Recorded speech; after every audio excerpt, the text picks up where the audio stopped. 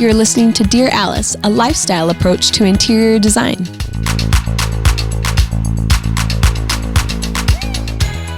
Hey, welcome to Dear Alice. We're excited about today's topic, aren't we, Sue? We sure are. Yeah, we get one of these questions probably the most on our carpool Q&A, and we felt like it would be really good to just talk about it right now. A lot of you probably live in a home, maybe you're under construction right now, and you have questions about built-ins. Yes. And it's a huge part of your cabinetry budget besides your kitchen. I feel like today, it used to be that cabinetry only was in bathrooms and a kitchen. Yeah. Maybe a laundry room, but really that was optional in the old days. Mm-hmm. And today I feel like our cabinetry budgets have more than doubled with the amount of cabinetry that we put into homes with built-ins. And built-ins are one of those things that are not just in the family room, but they're in home offices or in bedrooms sometimes. Mm-hmm. Yeah. Family rooms in the basement. Yeah. So there's a lot of areas where you can have cabinetry. And so today's question was, are entertainment centers still in style if you want that custom completed look? Ooh. Yeah. To that, I would say in general, no, they're not. And they're really not available. Like in the marketplace, we go to market twice a year, and we never see entertainment units anymore because everything is so integrated. Yeah. And built-ins are really kind of something to boast. Your cabinetry is something that's a really lovely, again, very thought out way of how you live in your home. And so I think one of the biggest reasons for why is because it feels to me like ceiling heights have gotten taller in residences. Mm-hmm. And the built-ins of yesteryear are maybe 7 feet tall, and maybe you used to have an 8-foot ceiling height. Mm-hmm. I remember, I can picture my basement perfectly that I grew up in. My mom and dad had a pine entertainment unit. Yeah, they did. And there were scrolls and lovely feminine shapes about it. And it was pickled and just beautiful. Paid extra for that one. They did. Glass shelves. And what kind of TV did they have inside that entertainment? A tube. It was a big tube TV, yeah. Right? They were so deep that you had to buy a piece of furniture to house this massive TV. And so just technology and TVs have changed so much. And obviously the devices that you use with your TV are so teeny and small that we don't need that huge, deep piece of furniture to house that anymore. Yeah. Yeah. The built-ins are much slimmer today and customizable. Obviously you can, totally. I believe it's less expensive to get the fixed shelving if your cabinet guy is making that. Adjustable shelving is really fantastic if you love the art of styling. We like to get in and sort of mess with the rhythms of things depending on the objects that we're using in the collections of the homeowner. So if that is a question when you're trying to work out your cabinetry, if you want adjustable shelves or not, yes, you do want adjustable shelves. Same thing for closets too, right? That's another thing that's adding to cabinetry bids today is we are doing a lot of custom closets today, and not even by a classy closets melamine system, but actual cabinetry. Cabinet doors and drawers. Yeah. And these are beautiful dressing rooms and a really lovely way to get ready and survey what you own and what you have and have a place for everything, including your luggage and your steamer and everything else. So building things in is something that we do a lot of in our work, and drawing up those elevations is a really fun thing and a really fantastic way to live and an efficient way to live. It's beautiful. And efficient. I was just about to touch on that. I think we're getting smarter with our storage and what we actually are using these days. Again, we don't have big tube TVs, so there's no need for that. But just the way we live, old houses had terrible storage. I live in an old house. It's terrible storage wise. So I marvel just built-ins is so great because again, you have a spot for everything. Everything's in its place, and you can really account for that and take inventory of how you live, what you live with, and build built-ins to accommodate all that. So, and again, the closets are so fabulous. And I don't think anybody is going backwards. I don't think we're ever going to go to just a smaller closet. I think people are really starting to see the benefit of having a dressing room if they are able to. Not everyone can, but it's so nice to just have that space to kind of spread out and inventory what you'll be wearing. Yeah, that's great. So built-ins, a lot of times what we're doing is we're trying to get those to stretch up to the ceiling. If your ceiling heights are greater than 10 feet, then obviously you're going to have those end in a nice, beautiful crown molding, and they're not going to go up any further than that. Oftentimes in the middle of the entertainment center might be a big, beautiful fireplace. So it's built-ins on both sides of the fireplace. So to that question, I have a question, which is, where do we put the TV? Most people and builders, when we go into homes, are like, yeah, we wired for a TV above the fireplace. And we're always like, no, don't do it. If you have the room and you can, and you don't have just windows on each side of your fireplace, if you have windows on each side of your fireplace, and that is literally the only spot to put it is above the mantle, then that's fine. You've cornered yourself. You're above the mantle. But we always say your natural gaze isn't looking up. If you have it above your fireplace, you're probably noticing right now that your neck probably hurts because it's uncomfortable to look up. And so your natural gaze, I think you said this, is straight ahead or actually down. Yeah, your natural gaze is slightly lower than your eye level. So the most comfortable place would be in your lower built-ins, if you can believe it, to house a TV. And then you could open that up and swivel something out. Because don't forget, when you're watching TV, you're seated. And seat height is 19 inches off the ground. Yeah. So your eye level is different than when you're standing. Yep. And you're seated and your natural gaze is down. So getting that TV more at a seated height is really what we're trying for. And also, we don't want to steal that golden focal point of the fireplace by stealing its thunder by putting a TV above it. Yeah, it's the money shot. It is the money shot. And for the most part, TVs, when they're off, are like a black hole in the room. Yep. And you put that right in the middle at eye level, a black hole.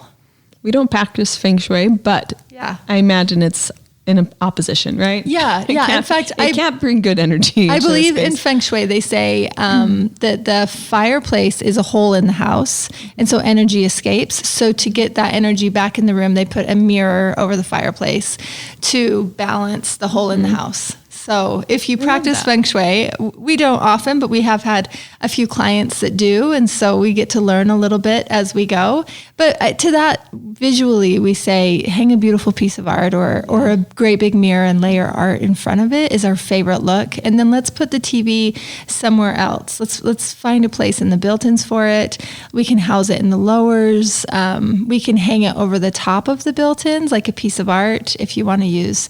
Samsung has the frame TV today. I don't know if you guys have seen that, but so slick. Yeah, it's really cool. And there's always a piece of art that's turned on. One of our really savvy tech clients, she kind of described it as it's like a really nice screensaver.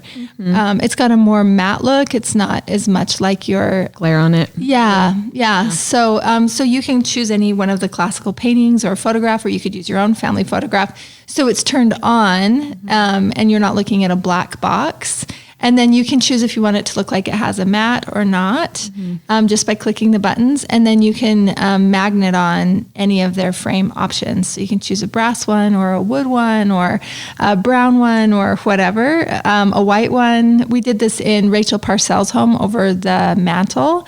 And it looks incredible. It really does. She has like a big, when we were there last, you could have changed it by now, but a big, beautiful zebra image photography. And it looks incredible in her room, like a great photograph instead of a TV.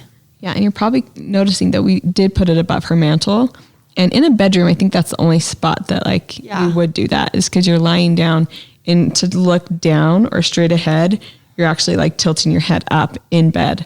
And so you actually do look more up. And so that's actually an okay place to hang your TV above the mantle, is in a bedroom. Yeah, your gaze is up. So consider that Samsung frame. If the largest they do is like a 65, which is really great. And it is, and it's supposed to look more like art. It's not your theater TV or your 80 or 90 inch for your husband to be able to invite his buddies over and watch a game on. Yeah, it's for your a little bit more sophisticated surroundings, but it's a really, really good step in the right direction, I think, as far as TVs go. Oh, it's so good. And in that one tech savvy client that you were just talking about, it was so pretty on her built-ins, and they were actually existing built-ins that we just modified to help make the TV float in front of the shelf. So again, we do this often. We love this trick when you hang art, actually on the frame of the bookshelves. And so it just looks like it's floating. It's an old school trick.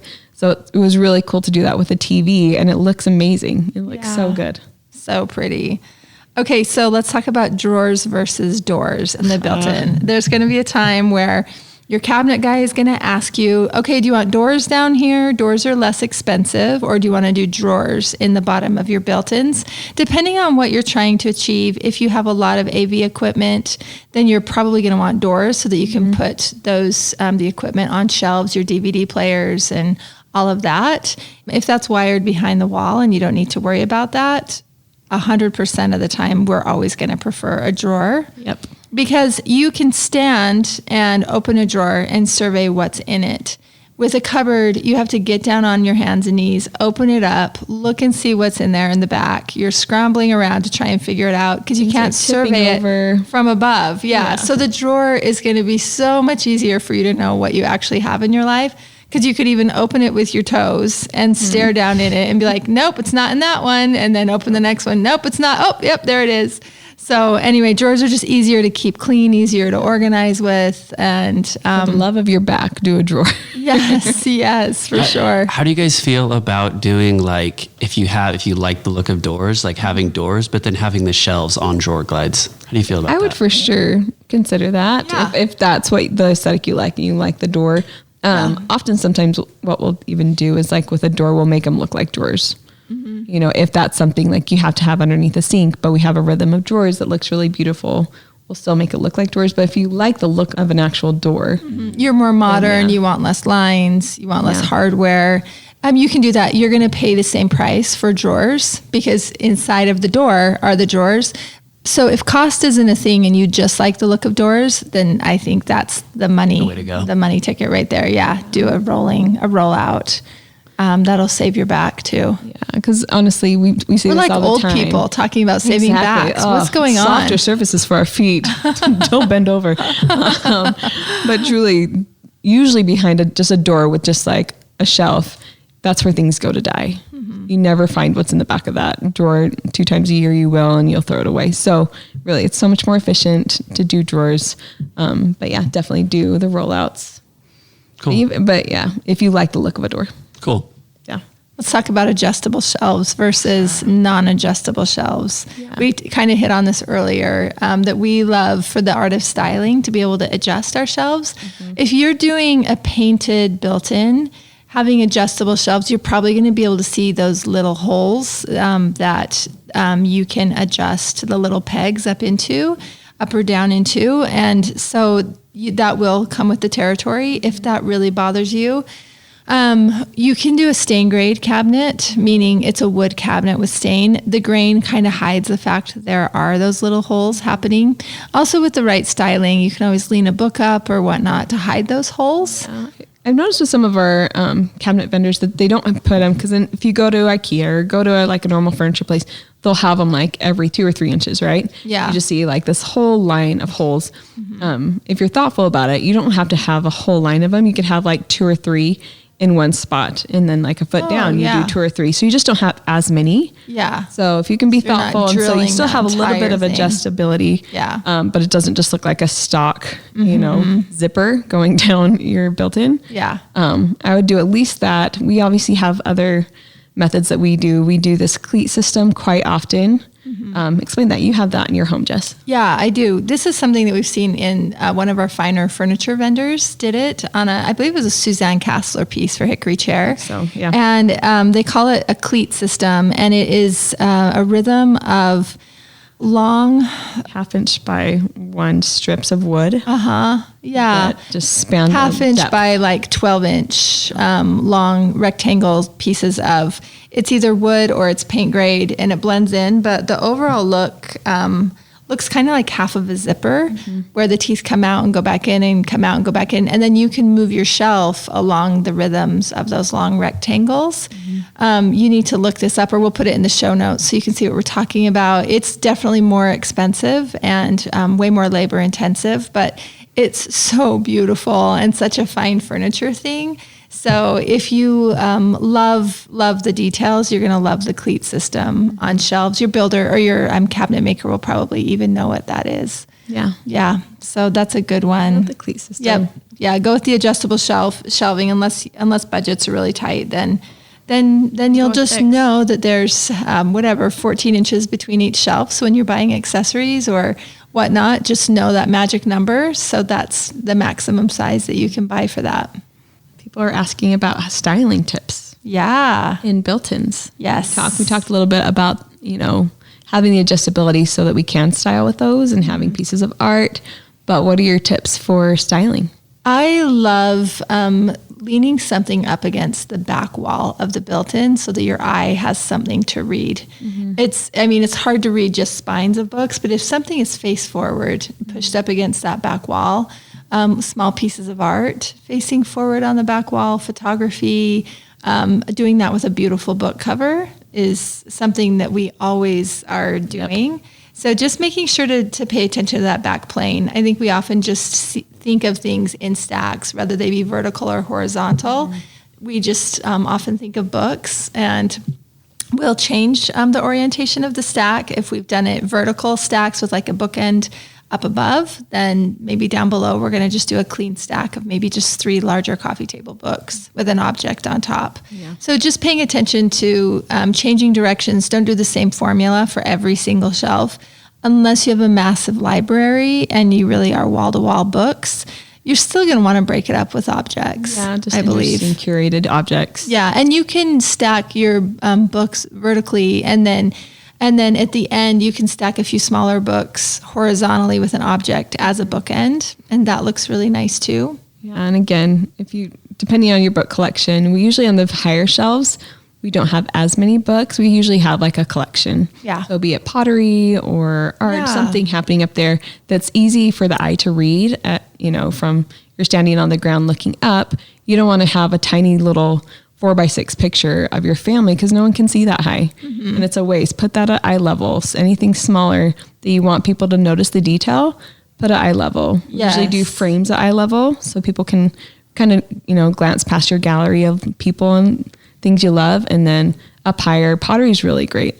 I think so too. Something with a sculptural form way up high, because it doesn't make sense to put your books way up there. You can't reach them anyway. No. So I think way less objects up on the upper one. If you can just use like one large sculptural form up there and just give your eye a break. And then as you get down, where your favorite shelves to reach are, put your books and your things that you're going to want to access right there. Yeah, you'll look so smart. You will. One of the things that makes me absolutely crazy. Tell me, Jess. Oh gosh, I lose my mind. It is when there's a plant on the built-in. A faux plant, faux flowers. How does it grow? Honestly, the light can't get in there. We know you're faking it. Yeah, you got to put those things. Like the wood tile. We know you. Oh, geez. It just makes me crazy every time. Yeah, it doesn't make sense to have floral arrangements on shelves. No. You would never put them there if they were fresh.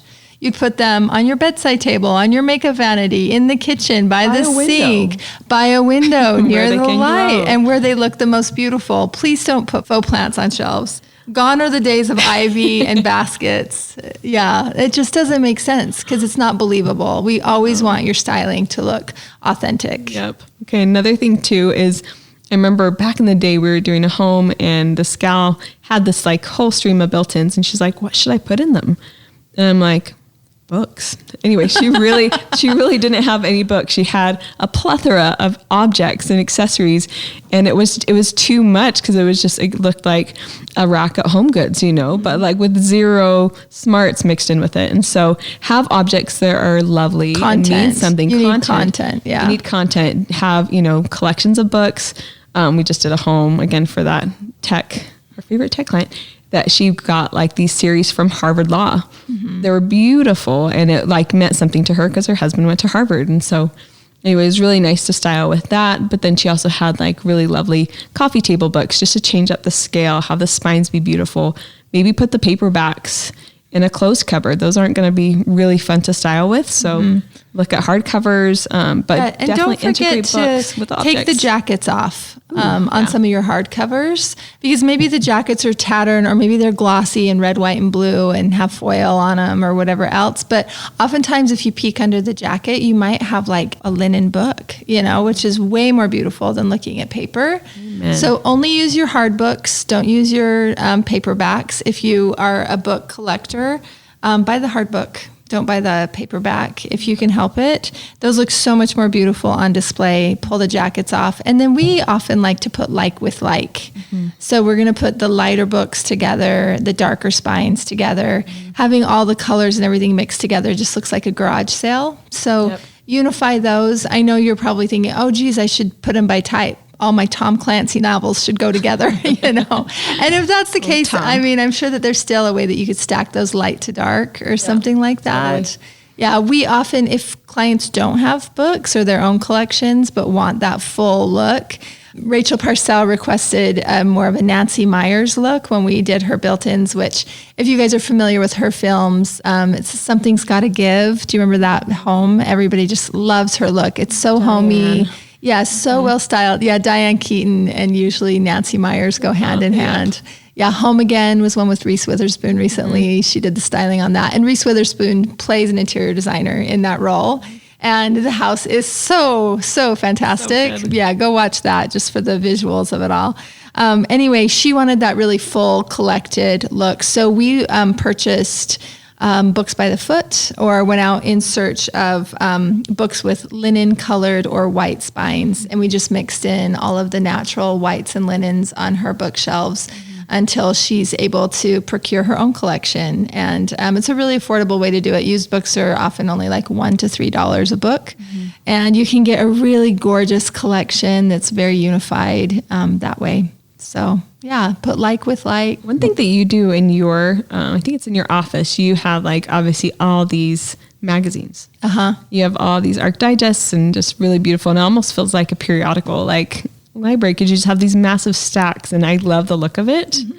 So yeah, if you have magazines, and my mom used to collect Life magazines, so she has boxes and boxes of Life magazines. And so anyway, you can display those too, just like in a neat stack on a tray. And I, having collected so many of them over the years, they look really great stacked horizontally. Yes. Vertically, they don't have enough, they don't have a spine of any sort. And so they get kind of wiggly, and it's kind of like styling with spaghetti. You know, it's kind of hard. So you want to just lay those things flat and then stack them up horizontally in neat stacks. And then it does feel more periodical, and it stays clean. Love that. Yeah. Corey, what were you going to say? Oh, I was just going to say, other than books by the foot, is there like another place that we like, that you guys scour to like, you know, build a collection for a client if we're going to install? Yeah. We'll often like visit like even actual bookstores or secondhand stores. And again, just kind of look and see. In Utah, we have Deseret Industries, the DI, where people donate their stuff and then they sell it for, you know, a small amount of money. So we'll go to DI or Savers, which are like thrift stores here, and we'll just go through their book bins looking for beautiful like linen hardback books. Cool. We don't even pay attention to what their titles are. We're searching only based on what they look like. We're super shallow that way. Terrible books. They could be terrible, but they're going to look gorgeous. Yeah. So, and actually I remember one time we were looking for a client, and I just stopped by Savers really fast, and they had like this massive collections of like beautiful Reader's Digest books. And they were so pretty, and they just, it looks like, you know, you got them, you know, in Anthropology or something, and spent a great deal of money. But anyway, they were so cute. And I remember my grandma reading Reader's Digest. So again, and anytime that you can buy books, obviously that means something to you and just happen to be beautiful, grab those. Yeah. Grab those. If they have the classics, the Jane Austen books. Yes. Those are fun if you have kids, or even just for yourself. It's fun to own stuff like that. Yeah. Yeah. It's a great housewarming gift too. If you know somebody that's moving into a new home with built-ins, you could always buy them, you know, a volume of the classics, and they'll really appreciate it. And it will give their built-ins some content. Yeah. And if you're trying to figure out, okay, I want books to mean something in my bookshelves, consider the places that you've traveled, your favorite places to travel, things that remind you of growing up, or your grandmother had this book and you loved it and you looked through it as a child, or art books, or just like be smart about your book collections. If you have time to procure that. We said this at the beginning. It's really interesting going into someone's home and looking at the books on their shelves. I think it's super telling on what their interests are, what they're passionate about, what they went to the, you know, trouble of buying a book. You know, we have so much digital information that when people buy books, it should be about something that's important if you have, if that's an interest to you. So yeah, or maybe even those of you that are just starting out, you could even ask your grandparents for their books, because a lot of times they're downsizing and moving into smaller places, and it's fun to get to know your grandparents through what they read, or your parents even maybe no longer want some of their things. So that would make it more meaningful as well. I know my mom usually has us like every holiday pick out a book or two from her library. Just again, it slims down her stuff so that she's like, they're all going to go to you guys anyway. So pick out which ones you want, which is really, really fun. I like that. Okay. So here's a question. This is one that we get all of the time. In fact, we're like, do we really want to talk about it again? We feel like we are talking about this nonstop, but I think it's time again. I have a living room with a corner fireplace. Recommendations for this furniture setup. Space planning around the corner fireplace. Pick your master. It's so hard. The corner fireplace, we're not seeing them as often, sometimes in like developer. If you're building a home right now, do not do it. Don't do it. If you're remodeling a home right now, do not keep your fireplace there. No. This is the pimple. This is the thing that we're trying to mask, get rid of, work around. It's really, really kind of a tricky thing for space planning. It's so if you tricky. have it, then we're going to tell you how to work with it. Yeah, because we have found a couple. My sister has a corner fireplace, and she's lived in this house for years, and I kind of avoided it. I would help her like do her furniture, and like it was kind of back to the corner fireplace because it just made more sense to orient the furniture like with the back literally to the corner fireplace and look the opposite way, because that was the biggest wall to put, a console with a TV on it. And just until, I don't know, this past year we did a big remodel on it where we were able to reface the corner fireplace and make it something lovelier. So we actually did a cast on this corner fireplace to give it more presence. And again, if we can put this on the show notes, we'll post a picture because it literally is the prettiest. Tell them what a cast is. Okay, a cast mantle or cast fireplace is when you take.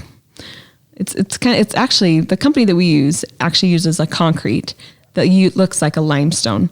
And so it's the solid material so that the entire thing is non-combustible. So a lot of fireplaces you'll see have a wood mantle and it'll have a tile surround because there is a certain amount of surface area around the firebox. You need to have 10 inches of non-combustible material. Yeah. And so the nice thing about the cast is that the whole thing's non-combustible. So if you have a tight area or a small area with your fireplace, cast will give you the most look, I think, because you get all the massing of that surround. And so think carved limestone. Yes.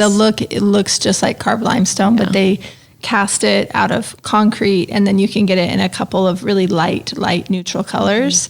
And they're really beautiful and trending today, and probably what we do the most when it comes to fireplaces. Yeah. And so she has the corner fireplace, and then adjacent to that on that wall, we put a console.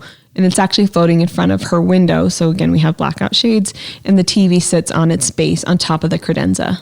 So again, it's better. It's better than it was, 100%. The furniture spacing, it all makes sense because it's looking towards the corner that's now a lot prettier with a mirror above it and art leaning. And then you have the TV sitting down to the left of it. So it looks 100% better than it did because we were able to reface the corner fireplace. Before, it was worth turning your back to. It was like just a really slim, dumb surround. So I would say if you have a corner fireplace that you've been living with for a long time, if you can resurface it and take off, the piece of cardboard that they put around it, do that and try and do a cast. I would. Another home that we did a remodel down in Vegas also had a corner fireplace. Also worthy of maybe putting in the show notes. We'll try and get that up there. But the fireplace was in the corner and it was just pasted with this really bubbly river rock, like going from floor to ceiling. And it was super offensive to the eye. And then they had built-ins happening on just, again, the wall perpendicular to that.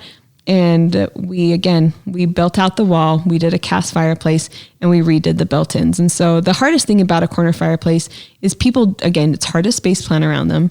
And it's hard to know where to put the TV because people are always going to be like, well, we should put it above the fireplace. But again, hard to space plan around it. And again, it's hard to choose your master, like, where do I look? Because that's supposed to be important, but then this is supposed to be important. And so it's a fine balance. If you can avoid it or tear it out or relocate it, do that. I think that would be probably our first suggestion. We'd probably try and find a wall to relocate that firebox. And if not, reclad it to make it something lovelier to look at and that transitions well with a built-in or credenza or something where you will be putting your TV and space plan around that. Yeah. Otherwise, maybe not having a TV in the room and just letting the fireplace be the hero.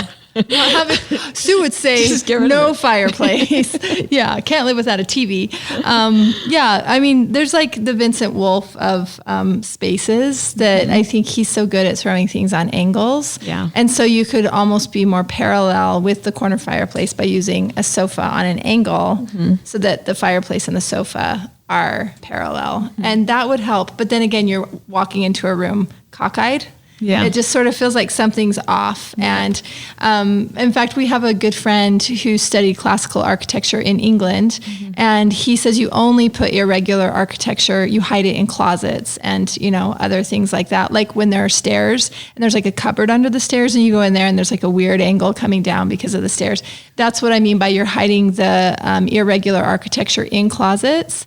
So to me, when you do a fireplace on an angle, you're creating irregular architecture as a hero in a room, and it's really hard to overcome that. So you can either play to it by using your sofa on the exact same angle, but then again, the whole room becomes irregular, and it's just kind of, you just feel a little bit off. Yeah. 100%. Yeah, it's a hard one. So yeah, yeah, there's ways to overcome it. Yeah, for sure. We're here to help you. Yeah, we are here to help you. And we answer that question a lot, and we will do an episode on space planning in the future so we can show you some options for that if you have a corner fireplace and it's here to stay, ways that we would arrange the furniture to make that feel a little bit more balanced and easier to live with. Yeah. So thank you so much for listening today. I hope this helps as you guys think through entertainment units and built-ins and where to put the TV in that room.